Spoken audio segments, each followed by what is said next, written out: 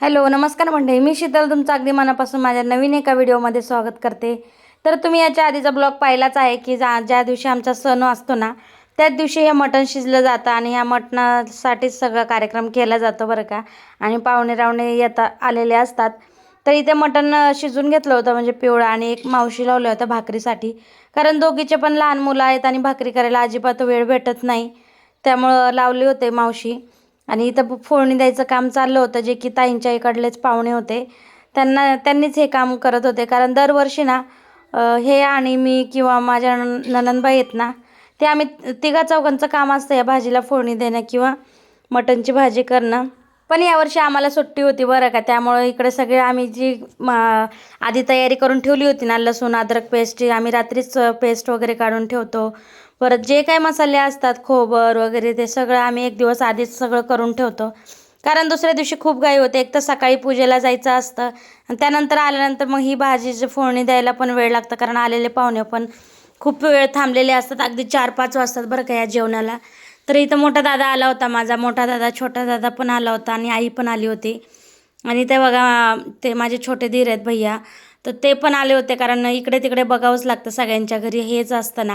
आणि आमच्या प्रत्येकाच्या घरी आज मटण असतं बरं का, आणि प्रत्येकाच्या घरी पाहुणे असतात आणि त्यांच्यासाठीच ही पाहुणचार केला जातो। आणि याच ठिकाणी ना, जिथे आता आम्ही तुम्हाला दाखवलं होतं की आत्यांनी इथे साफ केलं होतं, ही एक साईडला आमची रूम आहे, जे की अजून बांधायचं बाकी आहे। जेवढं तिकडे पलीकडे बांधलेलं आहे ना, तेवढंच इकडे बांधकाम होऊ शकतं।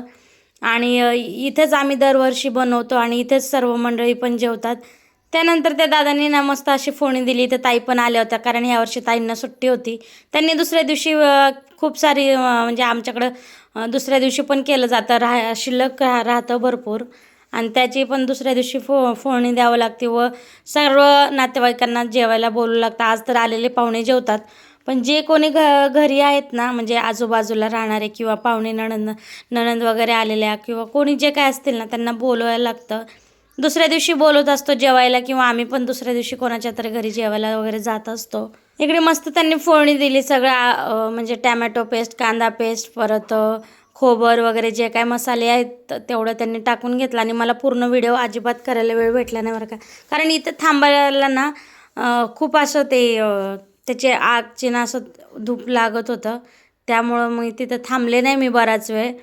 आणि तिकडे सह्याद्री पण रडत होती, म्हणजे बाहेर खूप पळत होते ना, त्यामुळे त्यांच्याकडे लक्ष द्यायचं होतं मला, त्यामुळे मी तिकडे गेले लगेच। तरी पण इथे छान भाजी झाली होती बरं का त्या दिवशी।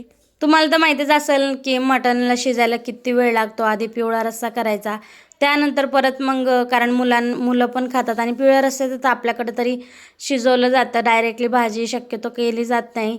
त्यामुळे इथं सगळं आधी पिवळं वगैरे शिजवून घेतलं होतं आणि इकडे फोडणी दिली होती। त्यामध्ये आता चिकन टाकायचं बाकी होतं, ते एकदम गरम असल्यामुळे थोडंसं टाकायला प्रॉब्लेम येत होता। इथे दादा टाकत होते, ह्यांनी पण थोडं टाकलं त्याच्यामध्ये, आणि ह्यातलं पण आम्हाला शिल्लक ठेवावं लागतं पिवळ्यामधलं पण, कारण लहान पोरं वगैरे असतात त्यांना खायला। परत सुक्कं सगळ्यांनाच आवडतं, एकदा हे सुक्कं झालं ना की प्रत्येकजण घेऊन थोडं थोडंसं खात असतं बरं का, जे कोणी खात असेल। आता म्हणताल तुम्ही की हे आळंदीला वगैरे राहतात, पण कसं आहे ना, जिकडच्या तिकडच्या परंपरा करावंच लागतात। आता आम्ही नॉनव्हेज सर्वजण खातो, पण देवही करतो, असं नाही की नाही करत। तर माझ्या ना सगळ्या ब्लॉगसाठी ना तुम्ही खूप छान प्रतिसाद दिला, सर्वांनी लाईक केलेला आहे आणि व्ह्यूज पण छान येतात। असेच माझे व्हिडिओ पाहत राहा आणि कमेंट करायला विसरू नका, आणि नवीन असेल तर चॅनलला सबस्क्राईब नक्की करा। आणि पूर्ण व्हिडिओ पाहिल्याबद्दल खरंच मनापासून खूप खूप धन्यवाद। आणि असेच व्हिडिओ जर पाहिजे असेल तर तुम्ही चॅनलला सबस्क्राईब करा आणि बेल आयकॉन जे आहे त्याला क्लिक करायला अजिबात विसरू नका, जेणेकरून तुम्हाला ना माझे असे नवीन नवीन व्हिडिओ ना पाहायला मिळतील। सध्या तरी मी लॉंग व्हिडिओ टाकायचा प्रयत्न करते, कारण आपल्याला वॉच टाईम पाहिजे असतो ना, त्यासाठी मी प्रयत्न करते। कारण शॉर्ट व्हिडिओ मला नाही वाटत की माझे शॉर्ट व्हिडिओ व्हायरल होतील, त्यामुळे हा प्रयत्न चालू आहे। ह्या प्रयत्नांना नक्की यश मिळू द्या। तुमच्याकडे अशा पद्धती आहेत का, आकाडी कार्यक्रम किंवा देवीचे कोणते कार्यक्रम कारण आमच्याकडे तर खूप सारे असतात बरं का, त्यामुळे इथे आम्हाला करावंच लागतं हे मटण वगैरे। असं काही असेल तर नक्की कमेंट करून सांगा, आणि तुम्हाला माझे सणाचे ब्लॉग कसे वाटले तेही नक्की सांगा, जेणेकरून मला पुढचे व्हिडिओ बनवायला ना खूप छान वाटेल बरं का। आणि गावाकडचं वातावरण तुमच्या कसं असतं तेही नक्की सांगा, आणि आमचं गावाकडचं घर वगैरे किंवा वातावरण किंवा आमचा जो सण आहे तो कसा वाटला हेही नक्की सांगा. खूप नाही पण मी छोट्या छोट्या क्लिप काढून ठेवल्या होत्या जेणेकरून तुमच्याशी शेअर करता येईल अशा. कारण मग गावाकडं आलं ना जास्त फोन वगैरे आणि नवीन असल्यामुळं कसं ना जास्त लोकांना ते पचत नाही की आपण करतोय काय हे त्यांना अजिबात समजत नाही. त्यांचा विचार करायचा नाही. आता जाऊ द्या, भेटूया अशाच नवीन एका व्हिडिओमध्ये. तोपर्यंत बाय.